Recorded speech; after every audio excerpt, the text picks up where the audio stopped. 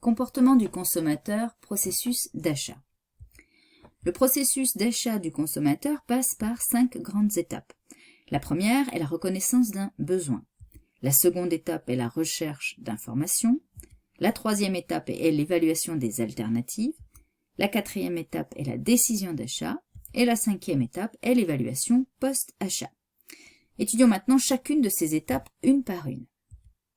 Première étape, la reconnaissance d'un besoin. C'est la prise de conscience d'un manque que le consommateur va chercher à satisfaire par l'achat d'un bien ou d'un service.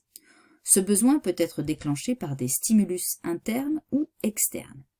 Un stimulus interne peut être par exemple la faim. Un stimulus externe correspond à une publicité qui donne envie d'acheter le produit. Le marketing se penche sur les stimulus externes qui peuvent susciter le besoin et faire naître un désir. Deuxième étape, la recherche d'informations. Le consommateur fait appel à son expérience et à ses propres connaissances pour trouver le produit le mieux adapté à répondre à ses besoins. Ce sont des informations internes, mais il peut aussi faire appel à des informations externes, comme les avis des consommateurs sur TripAdvisor ou suivre les recommandations des influenceurs. Le marketing intervient pour transmettre des informations les plus objectives possibles. Troisième étape, l'évaluation des alternatives. Le consommateur évalue les solutions envisageables en fonction de plusieurs critères. Prenons l'exemple du choix d'un ordinateur portable. Chaque consommateur va utiliser ses propres critères que l'on appelle des attributs. Par exemple, quelqu'un qui cherche un ordinateur petit, léger et disposant d'une batterie longue durée idéale pour les voyages va choisir un petit ordinateur portable basique. Mais quelqu'un qui cherche une bonne carte graphique avec un disque dur et un système d'exploitation permettant de faire du codage et des jeux va plutôt choisir un ordinateur portable puissant.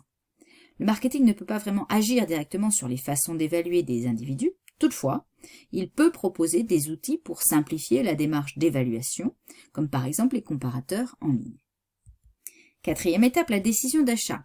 Normalement, le consommateur concrétise l'acte d'achat en choisissant le produit qui, à l'étape précédente, permet de satisfaire au mieux ses besoins. Mais à ce stade, il existe des contraintes qui peuvent stopper son achat. Elles sont liées à l'impact du contexte d'achat. Il peut s'agir de l'impact de l'environnement physique, de l'environnement social, de l'environnement temporel, de l'état du consommateur, du produit vendu ou encore du risque perçu au moment d'acheter.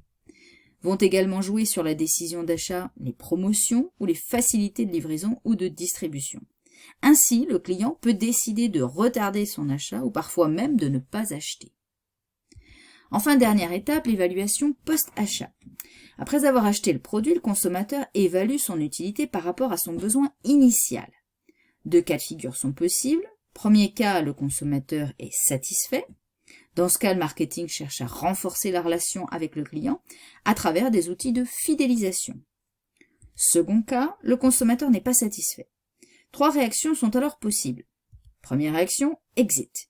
Ça signifie que le consommateur n'achètera plus le produit, mais ne confiera pas ses raisons. Le marketing identifie mal cette catégorie de consommateurs qui ne s'exprime pas. Elle doit donc favoriser le dialogue pour mieux comprendre et remédier aux difficultés rencontrées par les clients. Deuxième réaction, voice. Le consommateur déçu s'exprime à travers les avis négatifs sur le produit. Un consommateur déçu le dit en moyenne à 10 personnes, tandis qu'un consommateur satisfait ne le dit qu'à 4. Cette situation est toutefois aisée car le client s'exprime. Le marketing doit donc absolument répondre et faire évoluer le produit en conséquence. Dernière réaction, loyalty. Le consommateur est déçu, mais n'ayant pas d'autre choix, il continue à être loyal, c'est-à-dire à acheter le produit. Le marketing doit identifier cette catégorie de consommateurs, car à la moindre occasion de substitution, ils partiront.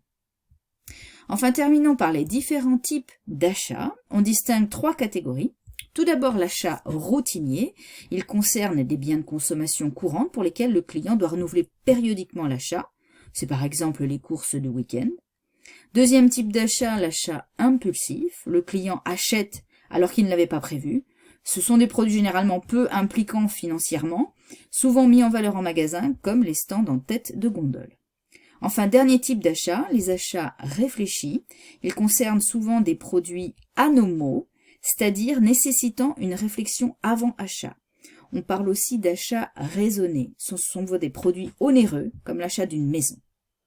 Nous venons donc de terminer le processus d'achat du consommateur et c'est la fin de cette vidéo.